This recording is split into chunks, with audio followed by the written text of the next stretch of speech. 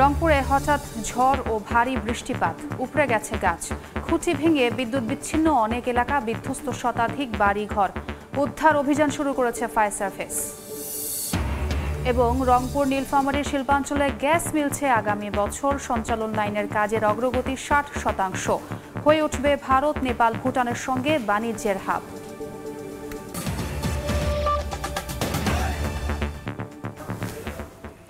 আমন্ত্রণ সময় সংবাদের নিয়মিত আয়োজন বিভাগীয় সময় থাকছে সপ্তাহের 7 দিন ভিন্ন ভিন্ন বিভাগের সংবাদ নিয়ে। আজ থাকছে রংপুর বিভাগ, সঙ্গে আছে আমি ছোঁয়া খন্দকার। শুরুতেই সিলেট ও সুনামগঞ্জের পানিবন্দী মানুষের খবর। পাহাড়ি ঢলের সঙ্গে অবিরাম বৃষ্টিতে তলিয়ে আছে সিলেট অঞ্চল। সুরমা, কুশিয়ারা সহ প্রায় সব কটি নদ নদীর পানি বিপদসীমার ওপর দিয়ে প্রবাহিত হচ্ছে। দুর্ভোগে দিন পার করছেন পানিবন্দী মানুষ। এই মুহূর্তে সিলেটের শাহজালাল উপশহর এলাকায় আছেন রিপোর্টার ইকরামুল কবির। সরাসরি যাচ্ছি তার কাছে। আমি এই মুহূর্তে আছি সিলেটের অভিজাত আবাসিক এলাকা শাহজালাল উপশহরে। এই উপশহরে বাংলাদেশের যে কয়টি বড় বড় চেইন শপ আছে, দেশি বিদেশি চেইন শপ সহ বেশ কিছু ব্যাংকের প্রতিষ্ঠান রয়েছে এবং এই এলাকার বাসাবাড়ি এবং জাতীয় গৃহায়ণ কর্তৃপক্ষের বাসাবাড়ির যে দুর্দশা, এই শুধুমাত্র এই এলাকা নয়, সিলেটের এই যে 42টি ওয়ার্ড রয়েছে, প্রত্যেকটি ওয়ার্ডের প্রায় জায়গায় এই ধরনের পরিস্থিতি সৃষ্টি হয়েছে। এর কারণ হচ্ছে গিয়ে উজানের যে ভারত থেকে যে পানি নেমে আসছে, সুরমা, কুশিয়ারা, পিয়াইন, ডাউকি, গোয়াইন সহ সব নদী দিয়ে পানি প্রবেশ করছে বাংলাদেশে। এ কারণে সিলেট এবং সুনামগঞ্জের পরিস্থিতি ভয়াবহ আকার ধারণ করেছে। সিলেটে প্রায় 60টি উপজেলা, সুনামগঞ্জ, দুয়ারাবাজার, ছাতক সহ সুনামগঞ্জ শহর এখন পানির নিচে তলিয়ে আছে। সবকিছু মিলে বলা যায় 2022 সালে যে বন্যা পরিস্থিতি হয়েছে সেই পরিস্থিতির দিকে যাচ্ছে। আমি একটু দেখাতে চাচ্ছি যে সুরমা নদীর সাথে যে সিলেটের যে খাল বা ছড়াগুলো রয়েছে, পানি নামার যে পথগুলো রয়েছে, সেই পানি খালগুলো একাকার হয়ে গেছে। এই শাহজালাল উপশহরের মধ্যে দিয়ে যে খালটি চলে গেছে, আমার বামে যে খালটি এখন দেখা যাচ্ছে, এই খালটি দিয়ে পানি কিন্তু নামার কথা, শহরের পানি নামার কথা সুরমা নদীতে, কিন্তু এখন সুরমা নদীর যে পরিস্থিতি এই লেভেলই আছে। সুরমা নদীর পানি বিপদ সীমার 24 সেন্টিমিটার উপর দিয়ে প্রবাহিত হচ্ছে। অন্যদিকে কানাইঘাটে 136 সেন্টিমিটার উপর দিয়ে প্রবাহিত হচ্ছে। গতকালকে থেকে আজকে প্রায় 85 সেন্টিমিটার, গতকাল সন্ধ্যার থেকে এখন পর্যন্ত প্রায় 85 সেন্টিমিটার উপর দিয়ে প্রবাহিত হচ্ছে। সবকিছু মিলে বলা যায় পরিস্থিতি সিলেট এবং সুনামগঞ্জের পরিস্থিতি ভয়াবহ আকার ধারণ করছে। এই অবস্থায় চলতে থাকলে আগামী একদিনের মধ্যে সুনামগঞ্জ এবং সিলেটের পরিস্থিতি 2022 সালকে ছাড়িয়ে যাবে বলে মনে করছেন পানি উন্নয়ন বোর্ড এবং আবহাওয়া অফিস।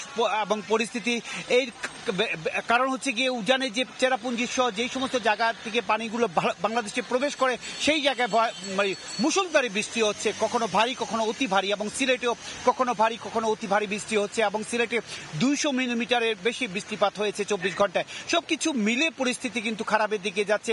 প্রশাসনের পক্ষ থেকে বিভিন্ন ব্যবস্থা নেওয়া হয়েছে, আশ্রয় কেন্দ্রগুলো খোলা হয়েছে এবং জেলা প্রশাসক, সিলেটের বিভাগীয় কমিশনার সহ সিলেটের যে প্রবাসী কল্যাণ ও বৈদেশিক কর্মসংস্থান মন্ত্রী শফিকুর রহমান চৌধুরী বিভিন্ন যেই সমস্ত জায়গা পানি প্রবেশ করেছে সেই সমস্ত জায়গা পরিদর্শন করছে। মোটামুটি এই ছিল সিলেটের যে বন্যা পরিস্থিতি। এবং বন্যা পরিস্থিতি সিলেটের city corporation mayor Anwaruzzaman Chowdhury সহ সবাই মিলে এই পানি মোকাবেলা করার মতো আপাতত কোনো উদ্যোগই নেই সুরমা নদী খনন ছাড়া। মোটামুটি এই ছিল সিলেটের বন্যা এবং সুনামগঞ্জের বন্যা পরিস্থিতি সবশেষ খবর।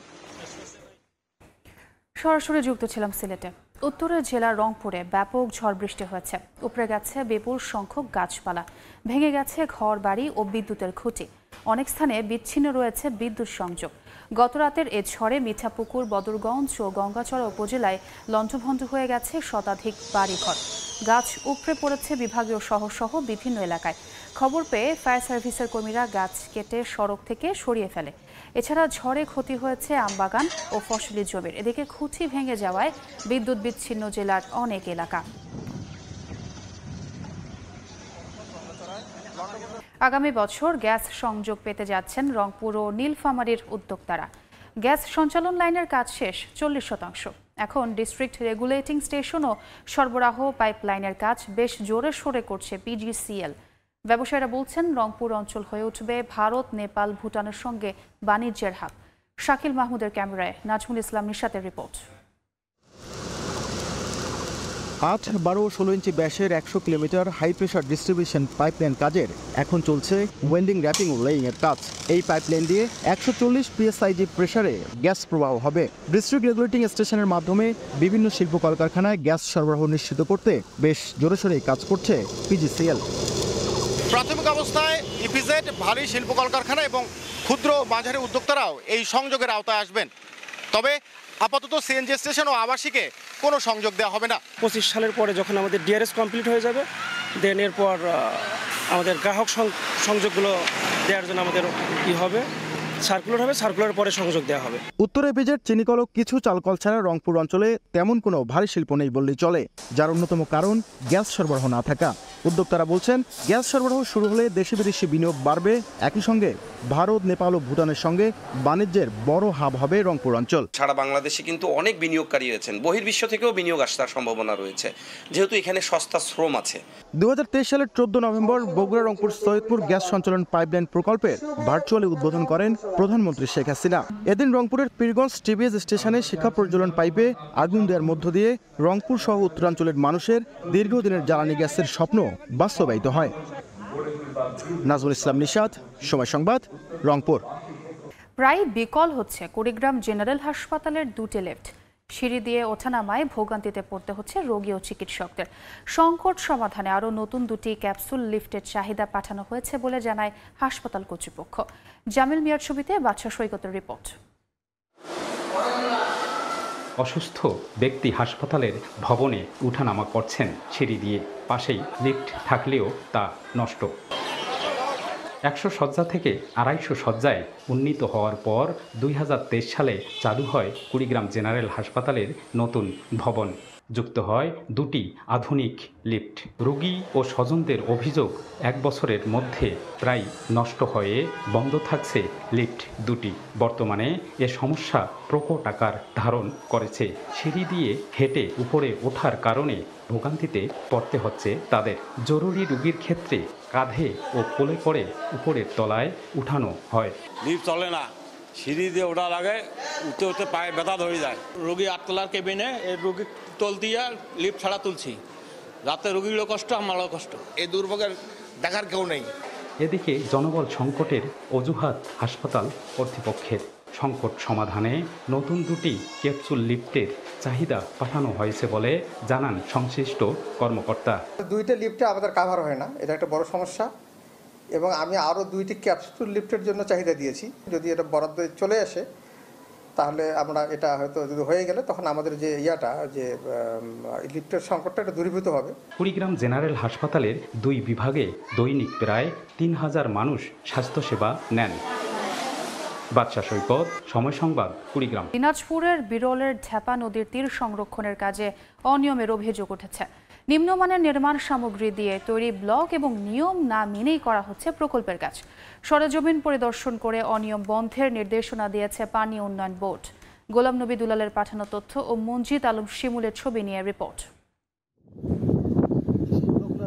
2022 সালের নভেম্বরে শুরু হয় দিনাজপুরের বিরল উপজেলার ঢেপা নদীর 1 কিলোমিটার তীর সংরক্ষণের কাজ। অভিযোগ উঠেছে, নিম্নমানের নির্মাণ সামগ্রী দিয়ে ব্লক তৈরি এবং নিয়ম না মেনে করা হচ্ছে প্রকল্পের কাজ।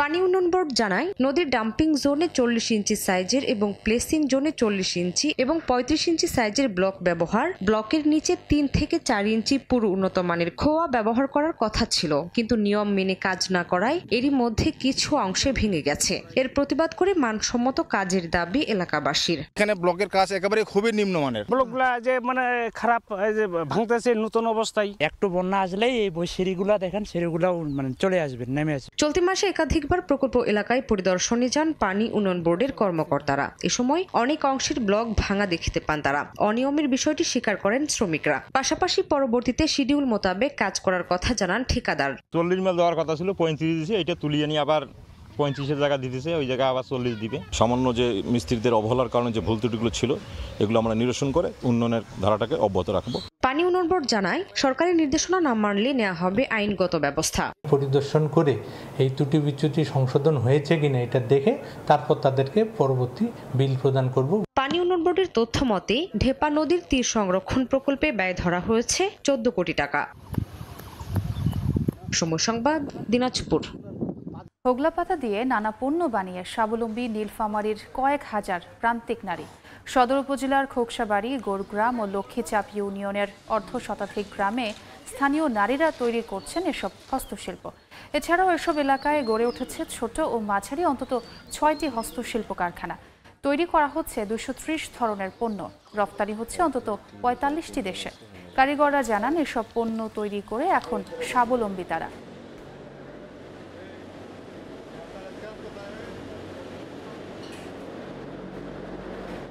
বিভাগীয় সময়ের শীর্ষ সংবাদগুলো জানিয়ে দিচ্ছি আরেকবার। রংপুরে হঠাৎ ঝড় ও ভারী বৃষ্টিপাত, উপড়ে গেছে গাছ, খুঁটি ভেঙে বিদ্যুৎ বিচ্ছিন্ন অনেক এলাকা, বিধ্বস্ত শতাধিক বাড়ি ঘর। উদ্ধার অভিযান শুরু করেছে ফায়ার সার্ভিস। এবং রংপুর নীলফামারীর শিল্পাঞ্চলে গ্যাস মিলছে আগামী বছর, সঞ্চালন লাইনের কাজের অগ্রগতি 60% হয়ে উঠবে ভারত, নেপাল, ভুটানের সঙ্গে বাণিজ্যের হাব। এই ছিল বিভাগীয় সময়ে। আগামীকাল থাকবো রাজশাহী বিভাগের আয়োজনে। এরপর আন্তর্জাতিক সময় নিয়ে সঙ্গে থাকবেন মার্জিয়া শ্রেয়া। ঈদ মোবারক ছোঁয়া। আন্তর্জাতিক সময় নিয়ে ফিরছি কিছুক্ষণ পর, সঙ্গেই থাকুন সময়ের।